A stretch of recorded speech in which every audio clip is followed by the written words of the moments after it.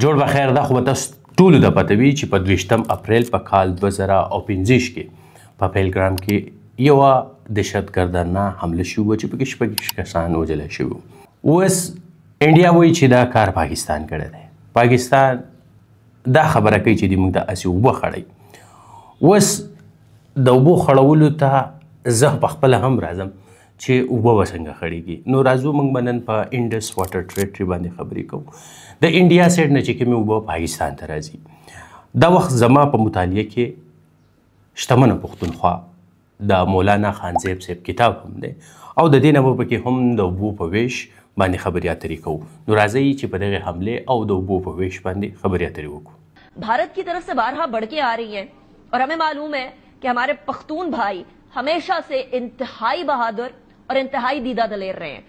د کال 1980 او 19 سپتمبر و چې ورلد بانک راغی او خپل بچي یعنی انډیا او پاکستان یې راوستل وي راځئ بچو کینئ تاسو له د اوبو ویش کومه.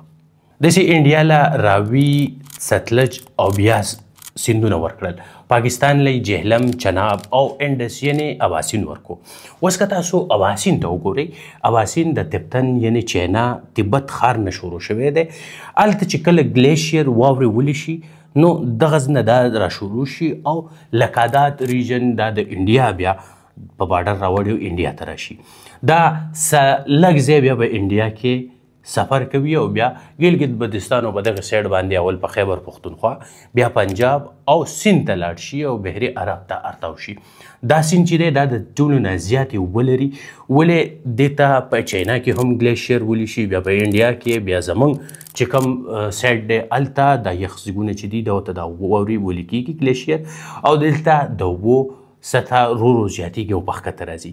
دا چې کله پنجاب ته راشي نو جهلم چناب ستلس دغه 15 سیندونه چې دي دغه ورته بیا د انډیا نه راشي د واړه واړه سیندونه او په پنجاب کې د دې اباسین یا د انډس ریور سره میلاو شي او دا بیا په ښکته سیند ته او بیا بحر عرب ته ورتاو شي. اوس دا معاهده چې وه په دې کې دا خبره شوې وه چې انډیا به صرف او صرف په دې باندې د بجلۍ حاصلولو دپاره هایډرو الکتریک ډیمونه واړه واړه رغوي، خو د دې دا ورخ چې دی دا به بل سیټ ته نه اړوي. ورخ څنګه کېږي؟ سیند ته چې تاسو کله بن ووهئ د هغې نه نیر وکاږئ، ولې ترې وکاږئ او خپلې ځمکې پرې خړوبې کوي. دغه باندې به تاسو پوهئ خو ما لږ ډېر ایکسپلین کړه. اوس انډیا تر اوسه پورې په دې باندې څومره ډیمونه رغ کړي دي. په دې کې د ټولو نه اول راځي بګلیار ډیم. دا په کال 2008 کې سر ته رسېدلی. په دې باندې پاکستان ورلد بانک ته ډېر زیات شکایتونه جمع کړي دي، خو انډیا په ټس باندې مس شوی نه دی. په دې پسې ورپسې چې کوم دی هغه دی کاشګن ډیم. په دې باندې هم پاکستان ډېر زیات ورلد بانک ته ویلي دي چې دوی زموږ د اوبو سطحه دلته کمه کړې ده او موږ ته هغه شان اوبه نه راکوي کوم چې پکار دي. دا هم په کال 2008 کې سر ته رسېدلی دی. په دې پسې رټلی هایډرو الکتریک پروجیکټ دی، هغه هم په چناب باندې رغ کړی شوی دی.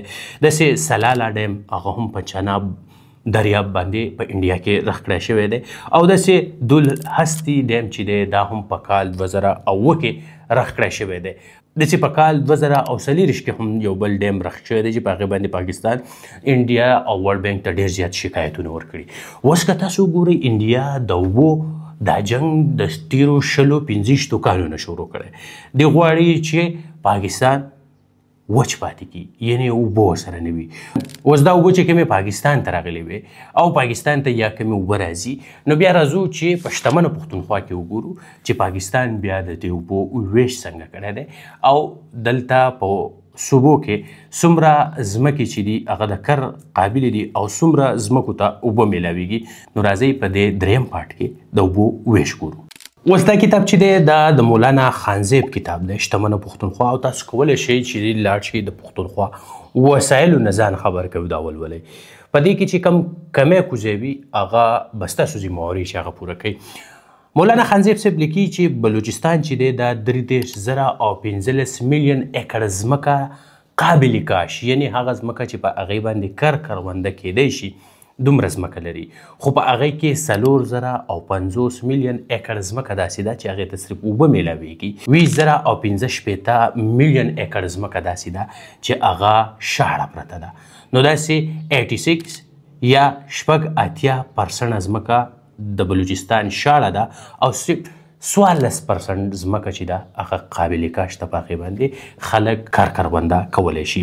بیا مولانا خانزیب صاحب د خیبر پښتونخوا لیکل کوي چې دا 6.55 میلیون ایکر ځمکه قابل کاشت لري، خو په دې کې صرف او صرف 2012 میلیون ایکر ځمکه چې د هغې ته اوبه میلاویږي او 43 میلیون ایکر ځمکه چې دا هغه شاړه پرته ده.